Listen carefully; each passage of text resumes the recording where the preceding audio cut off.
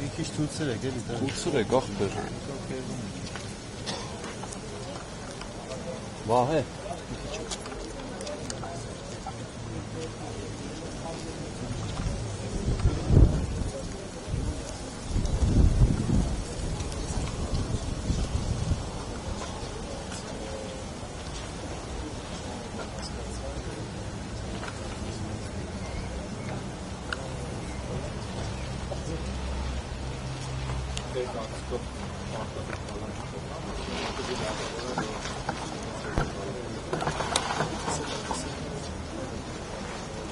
Գործընկերների հետ խոսում էինք, հենց հետ էի հարցնում, պարզես նաև Դավիթ Ղազինյանի կալանք տվող դատավորն է եղել, այնպես որ չեմ կարծում, այսպես շատ ակնկալիքներ չկան, արդարադատության, իհարկե միշտ գալիս ես դատարան, ակնկալիք էին որ իրականացնի արդարադատություն, ճնշումներ ինչի տրվի, բայց մեծ հաշվով ես արդեն 8 տարվա ընթացքում տեսնում ենք ընդհանուր պատկերը ու առանձնապես այսպես դրական ակնկալիք է։ Պարոն Քոչարյան, վիճակով պայմանավորված նիստի հետաձգում կամ գուցե կալանքի որոշում խուսափում տնային կալանք։ Չգիտեմ, մի փոքր որ ինչ որ բան կա մտածում եմ, որ միգուցե այդ առողջական վիճակը հաշվի առնելով ինչ որ ուրիշ բան լինի, բայց Անկոչան, դուք գիտեք, որ հենց այդ օրը առավոտյան գալու են ձերքում, որովհետև շատ քննարկվեց մեր շարժվեց քպականների կողմից, որ դուք գիտեք դրա համար Լևոն Քոչարյանը եկավ այդպիսի սուր ձևակերպման փորձ տվեց, ասած ֆիքս դավաճան, որ հետո ոնց որ դրանով պայմանավոր են գալը, մյուս կողմից այսօր տարան Չախանյանն էլ պետք է պարզեն, թե ով է տեղեկություն տվել, որ դուք գրել եք բարի գալու սահացը։ Որ ձեռները կտրեն, չէ՞։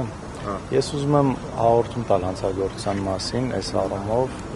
իսկապես ես գիտեի, որ գալու են, ու դա իմացել եմ Նիկոլ Փաշինյանից, ինքը դրա մասին խոսել է թե նախընտրական շրջանում, թե հատկապես վերջում Աժե Ամբիոնից, կոնկրետ Աժե Ամբիոնից խոսել է դրա մասին, այնպես որ առաջարկում եմ իրավապահ մարմիններին զբաղվել քաղաքացի Նիկոլ Վովայի Փաշինյանով, որ նախորոք տեղեկություն է հայտնում գործով մանրամասների հետ կապված։ Բայց գիտեք, որ այդ օրն է գալու։ Եթե ավելի լուրջ իհարկե չգիտեի, որ մյուս օրն են գալու, ճիշտ է, երեկոյան մամուլը գրեց դրա մասին, բայց ընդհանուր մենք հասկանում ենք, որ այս ամբողջ իր խոսույթը կոնկրետ սպառնալիքները միջելս ոչ միայն իրա, նաև մյուս քպականների պատգամավորների հասկանում ենք, որ ինչ որ գործընթաց կա նույն որս հետ կապված, երբ որ ապօրինի չթողեցին մի քանի օրով բացակայել երկրից, այսինքն հասկանում ենք, որ ինչ որ բան էփվում է, բայց այն ինչ իրանք նկատի ունեն, որ ներսից ինչ որ ինֆորմացիա կար, չէ, դա այդպես չէ։ Ասում են, որ այս ինֆորմացիան այդ կնա իրավապահ համակարգից, որ սա ոնց որ մոտ 1 ամիս հետված գործ է, որքի հարմար պահեն սպասում, որ նաև Փաշինյանը դա հանգստա եւ մտնեն, դասրա մասով ինչ կասեք, ու մեկ էլ ձեր տան խոզակությունն էլ ապօրինի են որակում ձեր պաշտպանները ասել են, որ կբողոքարկեն, հնարավոր է, որ ձեր մասով էլ դատախազը արդեն մի խորհրդանիշ կա, այդպեսի նախադրյալ ձեր մասով կամ մտաբախություն։ Տեսեք, իրավական մասով իհարկե չկա մտավախություն, բայց իրավական մասով նաև մտավախություն չկար այն ամեն ինչի հետ կապված, ինչի հիմա տեղի է ունենում, բայց հասկանում ենք շատ լավ, որ այստեղ իրավական գործընթաց չի գնում, այսինքն եթե իրավականից դուրս են գալի մնացած մասով ենք նայում, այսպես քաղաքական, ապօրինի, իհարկե հնարավորություն կա, այսպես, որ ասեմ ինչ որ նման տեղեկություն ունեմ, չէ, չունեմ նման տեղեկություն իմ մասով։ Ես չունեմ որևէ կարգավիճակ կարող եմ ունենալ միայն անպատասխան անձեռնմխելիությունը հաղթահարելուց հետո։ Ինչ գտան։ Շատ անհեթեթ է դատարանի որոշումը, որ դուք տեսնեք, ուղղակի ծիծաղալու ինչ որ պատճառաբանությամբ այդ գործն է գրած, վերջում ինձ հետ ինչ որ փորձում են իմ տանը փորձում էին ման գալ ինչ որ բան, հիմա մի քիչ վստահ չեմ, ուղղակի չեմ ուզում տեղ տալ նախաքննական գաղտնիքի հետ կապված ինչ որ բաներ ասել, էլի դրա համար իսկ հիմա ժամանակը գա խոսանք։ Բոլոր այսպես գրպաններից մեջ էին մտնում կախված վիճակների, տաբատների։ Դրամ, չէ։ Հա? Միլիոններ։ Ինչ 7 միլիոն դրամ, դե արդեն 15000 դրամը գտել են, մնացածը։ Պարոն Քոչարյան, եթե անկախ հանրության մեջ այդ հարցը անընդհատ հնչում է օդում կախված է մնում։ Լավ, դուք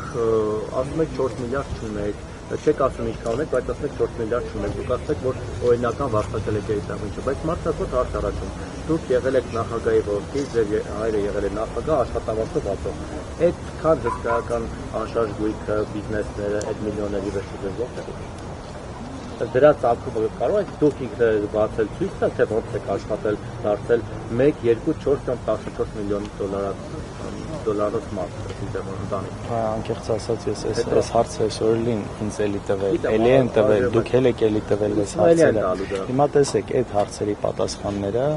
ես չեմ կարող այստեղ մի ժամ նստել ասել, այ գիտեք, ես ու բաներ կա, ես ինքս չեմ տիրապետում, եղբայրս ավելի շուտ սկսել իր գործունեությունը, ինչից հա սկսել, այսքանից հետո դարձել է մի քիչ ավել, հետո այսպես մի բան կա էլի ժողովուրդ, 2000 թվին գնահատված նույն հողակտորից սկսած մինչև բիզնեսի արժեքը ամբողջությամբ ուրիշ բան էր, այսինքն իրանք այսօրվա դրությամբ ինչ որ մեծ թվեր են հրապարակում ու ասելով այսքանը որտեղից, բայց այդքան չի եղել, այդքանը ժամանակի ընթացքում է դարձել այդքան, հետո եկեք չմոռանանք 2008 թվից հետո հայրս Ռուսաստանում շատ լուրջ ընկերությունում էր աշխատում, շատ մեծ աշխատավարձով, շատ մեծ հոնորարով, որը ոչ մի ձև իր նախագահ լինելու հանգամանքով պայմանավորված չէր դրանից հետո։ Գիտեք, այս ամեն ինչը դնում են մի կողմ ու հետ են գալիս անդադ այս նույն հարցը։ Ես նորից հստակ կրկնեմ։ Ես նորից հստակ կրկնեմ։ Չկա որևէ բան, որը ապօրինի։ Հիմա կա գործընթաց, հենց այս նույն դատարանում դրա հետ կապված կա գործընթաց, որի շրջանակներում արդեն ձեր ասած մանրամասնություններով կտրվեն պատասխանները։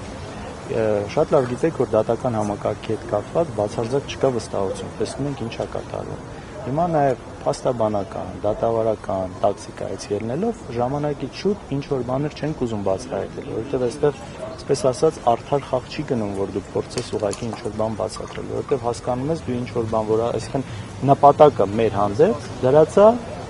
կոնկրետ ինչ որ գործողություններ անել ապօրինի։ Այսինքն այստեղ իրանց չի հետաքրքրում արդարությունը։ Ու դրա համար հիմա ժամանակից շուտ ինչ որ բաներ բացահայտել դրանից խոսելը դատավարության տեսանկյունից սխալ է։ Եվ մի հարց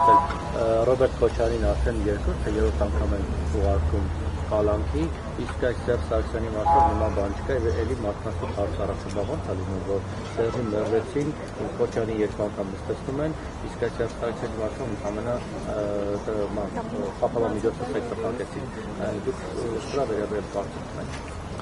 Գիտեք, ես երբեք չեմ ուրախանում մարդկանց կալանքով, չեմ հրճվում մարդկանց կալանքով, ինչպես ոմանք, կամ միգուցե շատերը, այնպես որ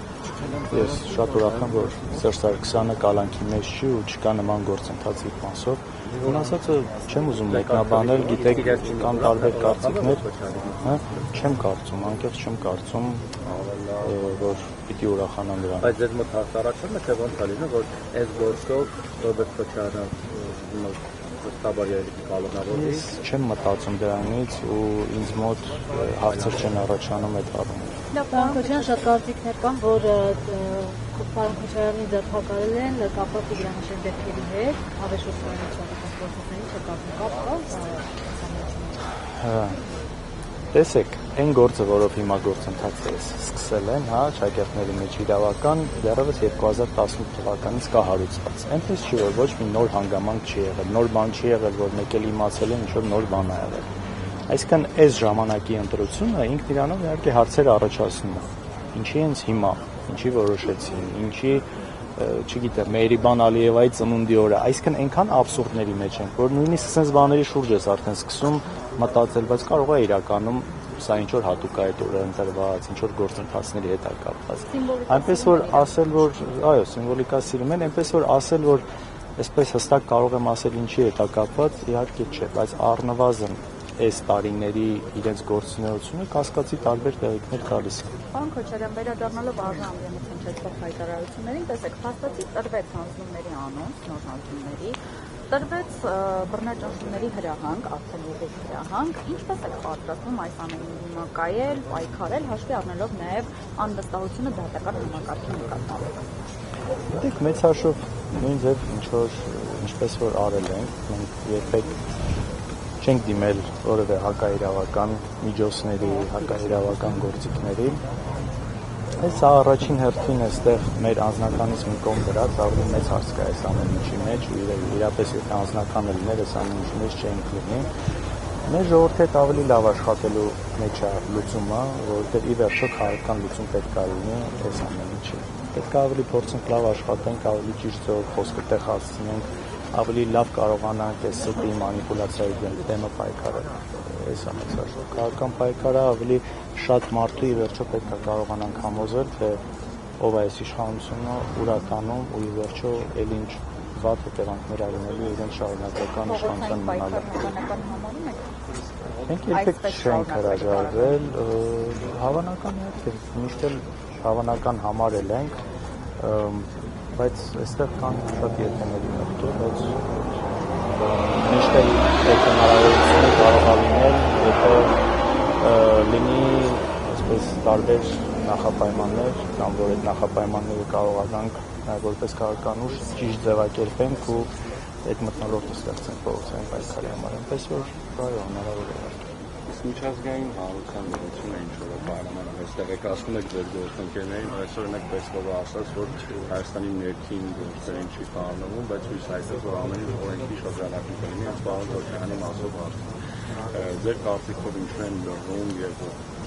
պատշաճ է նրանց արձագանքը, այստեղ տիրող իրավիճակին։ Տեսեք, Ռուսաստան այն երկիրը չէ, որ այսպես աշխարհով ժողովրդավարություն է կառուցում, դա երկիրը չէ, ինքը այս ժողովրդավարություն քարոզելու, այդ ժողովրդավարական ինստիտուտներին գնահատականներ տալու, ընտրությունների մնացածի հետ կապված, այս ամեն ինչը այսպես հավաքական արևմուտքն է միշտ եղել սրակարողում ու մենք բազմիցս տեսել ենք հատկապես մինչև 2018 թվականը շատ լավ հիշում եմ տարբեր երևույթների դեպքերի հետ կապված ինչ կտրուկ արձագանքներ են լինում։ Այնինչ հիմա մենք տեսնում ենք արդեն երկար տարիներ, որ այդ արձագանքները չեն գալիս երկրներից, դեսպանատներից, այդ կառույցներից չկան այս արձագանքները ու սա էլ հարցերի տեղիք է տալիս իհարկե, թե ինչի չկա,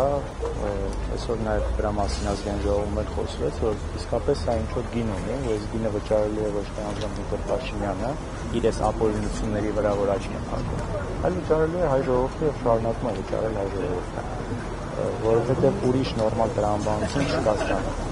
Այն կարգի ակնհայտ ապօրինի, այսպես լքի ձևով են այս ամեն ինչը անում, այժմ ամբիոնից հայտարարությունները, որ